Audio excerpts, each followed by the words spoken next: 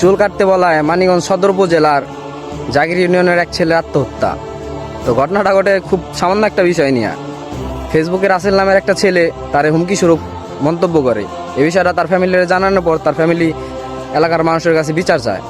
তো বিচারে যাওয়ার আগ মুহূর্তে বাবা তার ছেলেরে বলে চুল কাটা কাইটায়। তো এই বিষয় নিয়ে অনেক তর্কাতর্কি হয়, অনেক কথাবার্তা হয়। তো ছেলে চুল কাটবো না, তো এই নিয়ে বাসা থেকে রাগারাগি করে বাসা থেকে বের হয়ে যায়। তো তার বাবা অনেক ফোন দেয়, কিন্তু সে বাসায় আর ফিরে না। কিন্তু সে ঠিকই ফিরলো ভাই, তার লাশটা ঠিকই বাসায় ফিরলো। তার এক গাছের মধ্যে ঝুলতে দেখা যায়। তো তখন ফায়ার সার্ভিসের লোক আইসা তারে রেস্কিউ করে ওখান থেকে, করার পরে মৃত অবস্থায় রেস্কিউ করে আর কি। তো পরনে ছিল কেডস, হাতে ছিল মোজা, চোখ বাঁধা ছিল, কানে ছিল হেডফোন, আর তার নিজের হাতে লেখা একটা চিঠি ছিল যে বাবা আমি চুল কাটতে পারলাম না, আমার তোমরা মাফ করে দিও, আমার জন্য দোয়া করো। তোমাদের যদি চুল কাটার ইচ্ছা থাকে তো আমার মৃত্যুর পর আমার চুলগুলো কাটে দিও। তো এরকম একটা মন্তব্য করে সে আত্মহত্যা করে। আসলে কি কমো ভাই, এটাই কি জীবন? সামান্য চুল কাটার জন্য তার আত্মহত্যা বাইসে নেওয়া লাগলো।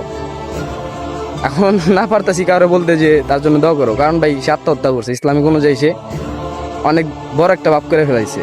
তো এটাই ভাই, মানুষ কিছু করার আগে ভাবে না, হয়তো এখন বুঝবো যে আসলে আত্মহত্যা করাটা ছিল তার জীবনে কত বড় ভুল। তো এটাই, আপনারা যখন যাই করেন না করেন 10 বার ভেবে চিন্তা কাজগুলো করেন। আল্লাহ হাফেজ, আসসালামু আলাইকুম।